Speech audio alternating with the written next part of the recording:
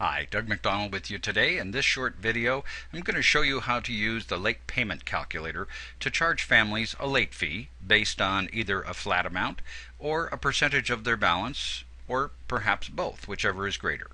Let's go ahead and get started. We'll begin by going into the Family Data and Accounting module.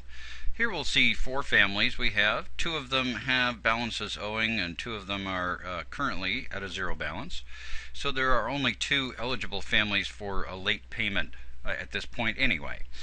The way to charge a late payment is to go to the Functions menu, Family Accounting, and then the Late Payment Calculator option. In this screen we'll set the date for the posting date, the date for the selection when they have the balance owing, and our description over here we're going to use late payment. I won't need a comment because the description late payment is self-explanatory.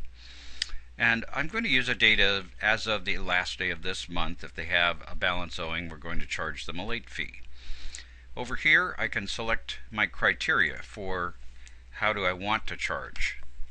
I'd like to pick families that have a balance of greater than $20, and I want to charge either 5% or $5, whichever is greater.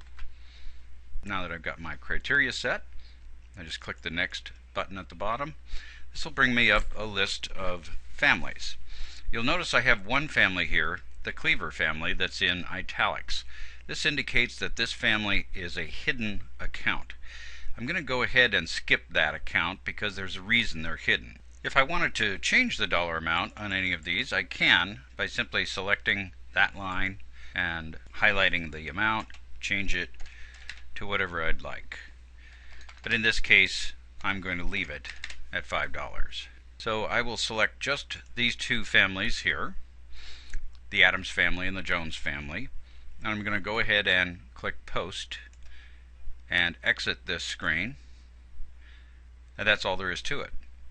To view the charges, you can simply go to the ledger card for the family we just charged. Here we can see the late payment that we just posted for the Jones family, and if we go back we can change to the Adams family and look at their ledger as well and see the late payment posted there. We do have an option to void this batch if we need to. For example, if I ran this function on the wrong day of the month and needed to do it another day, I can go back to the functions, go to Family Accounting and the Late Payment Calculator, and I can see this batch right here that I just ran for a total of 2 items and $14.95. I can double click that to open it up, and if I wanted to void this entire batch, I can just click the void button down at the bottom. That will give me a void date, same date we posted it, which is today, and I can use a void comment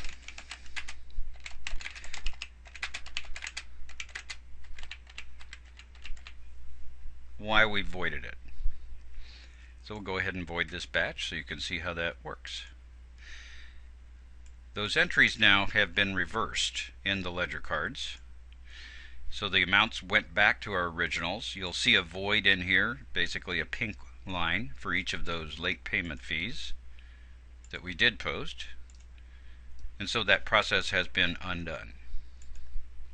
And that's all there is to late payment processing. Thanks very much for joining us today.